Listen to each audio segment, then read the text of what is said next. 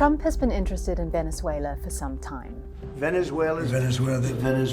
In recent months, we've seen an increase in US military presence in the Caribbean and deadly strikes on alleged narco boats, framed largely as a war on drugs and illegal immigration. We are knocking out drugs at levels that nobody's ever seen before. But after the latest US military strikes on Caracas and the capturing of President Nicolas Maduro, Trump's story has shifted, with one key thing mentioned again and again. The oil business in Venezuela has been a bust, a total bust. So what does the US want with Venezuela's oil?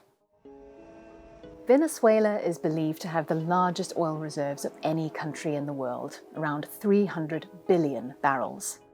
But it only produces a very small amount of this. At the moment, that's about 1 million barrels every day, or less than 1% of the global market. The US produces far more, about 14 million barrels of oil every day. But what Venezuela has is a little bit different. It's dense, heavy, sticky crude, and very different to the oil that the US produces, which is very light, almost syrupy, from the shale heartlands. This dense, heavy crude that's produced in Venezuela is exactly what US refineries were built to treat. But the amount of Venezuelan crude going to the US has fallen in recent years under sanctions and due to a decline in Venezuela's oil industry. Trump thinks he can turn that around.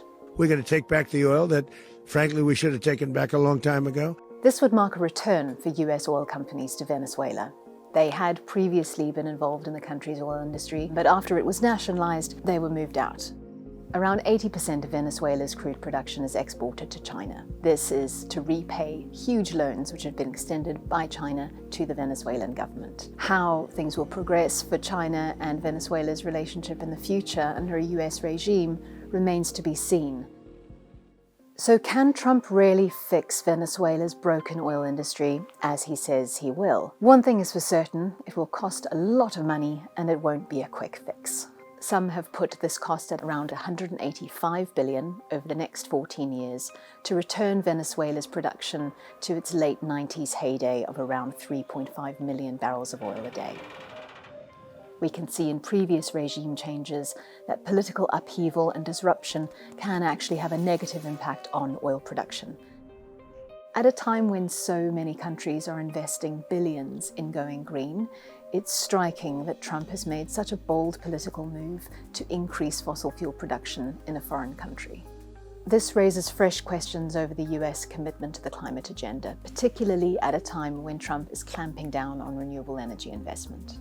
And we will drill, baby, drill. The oil industry is crucial to Venezuela's economy, and the people of Venezuela who've been struggling with poor service delivery and degraded infrastructure will be eager to see the industry generating revenues that can be used to uplift society. Whether Trump's plan to revive Venezuela's oil industry is successful or not will take many years and many billions of dollars to see.